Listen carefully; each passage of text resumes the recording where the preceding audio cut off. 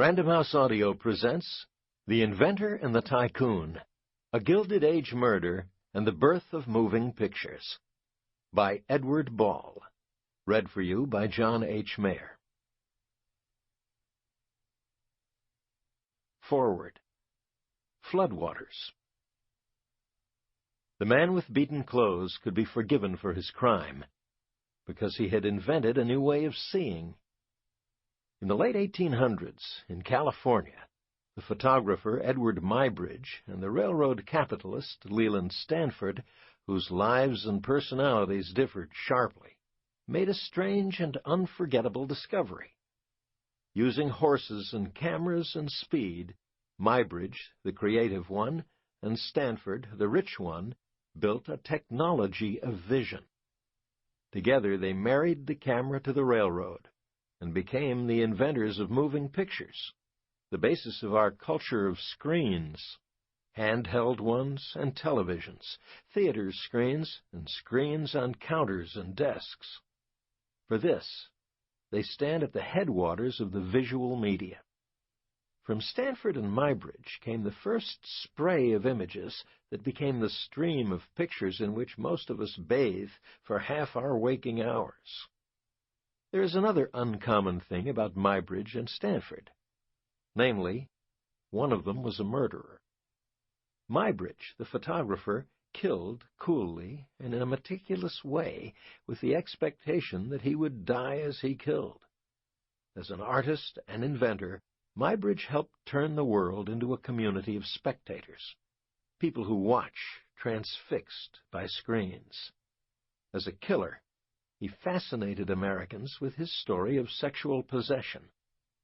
The photographer's crime did not seem to trouble Stanford, his friend and patron, so common was murder in California during the frontier years.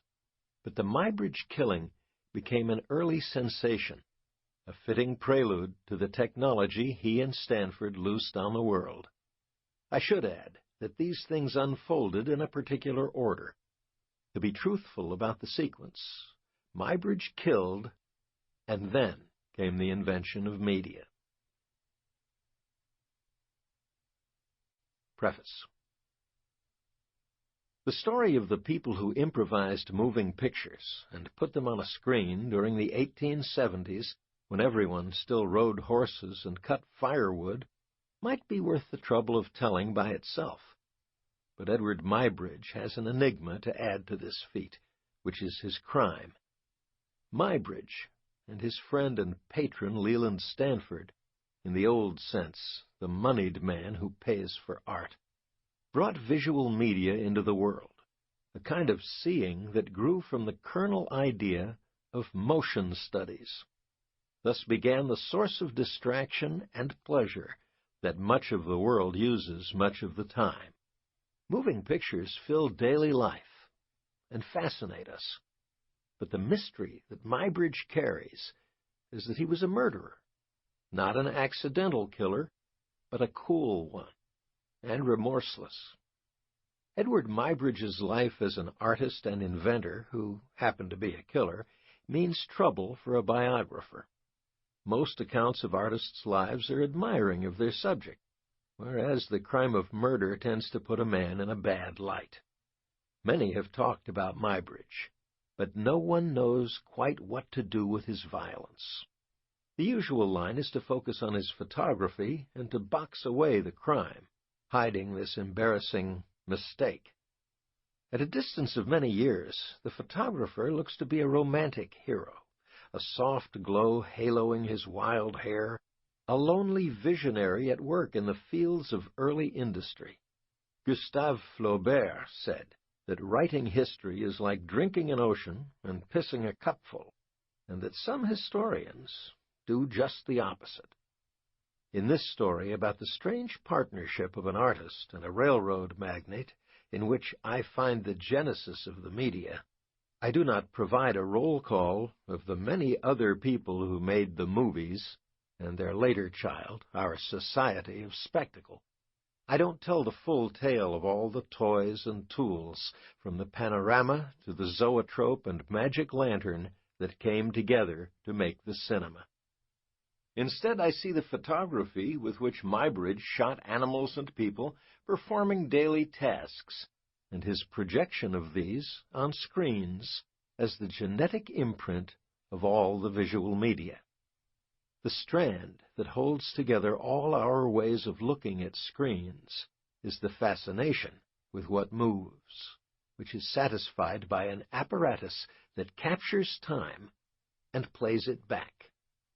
This is the story of two difficult, important, and incompatible men who joined photography to the railroad, and in so doing opened an exit from the machine age and an entrance to our own virtual worlds.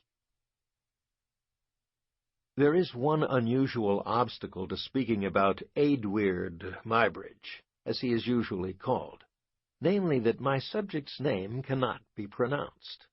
It can hardly be spelled. The best I can do aloud is Eadweard Muybridge. It is a name that looks back at you and says, well, so, and also, I am.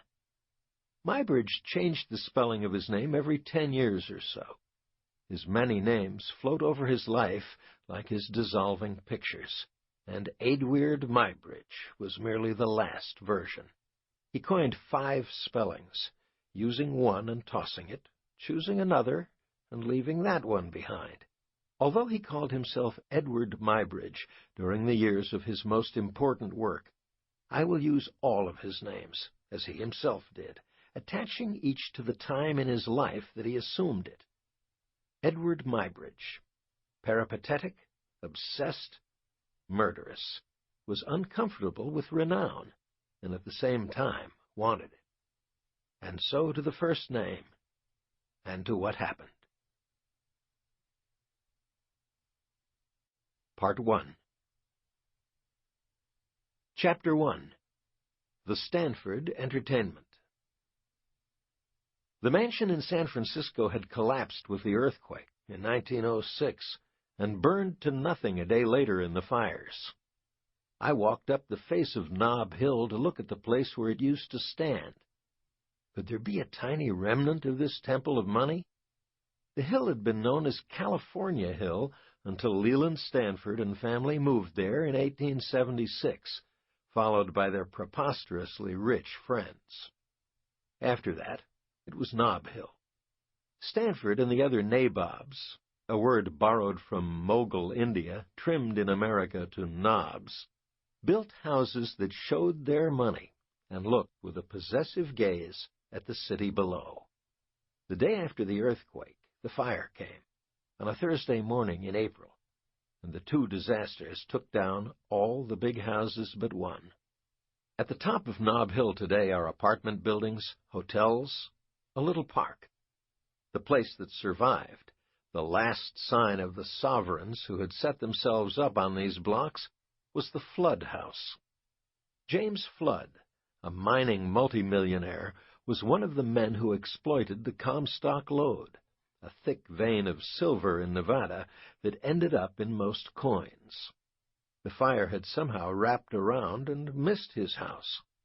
When the silver man died, the Flood mansion went into the hands of the Pacific Union Club, which seems fitting, a men's club whose members dote on money the way the nabobs did.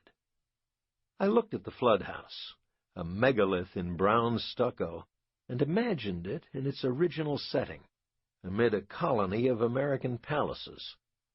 The first and most ostentatious of them, the Stanford House, used to stand a block to the east at California and Powell Streets.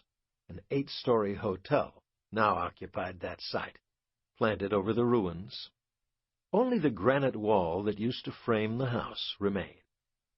Mark Twain's novel, The Gilded Age, gave its name to the late 19th century, a time of monopoly, with its high tide of corruption and greed. Nob Hill was one of the age's capitals, and whatever went on here took shape on a Brobdingnagian scale. But one episode of those years, as far as I can see, has been overlooked. It could be said that the world of visual media got underway on this hill, amid the new money of California in the late 1800s. Sample complete. Ready to continue?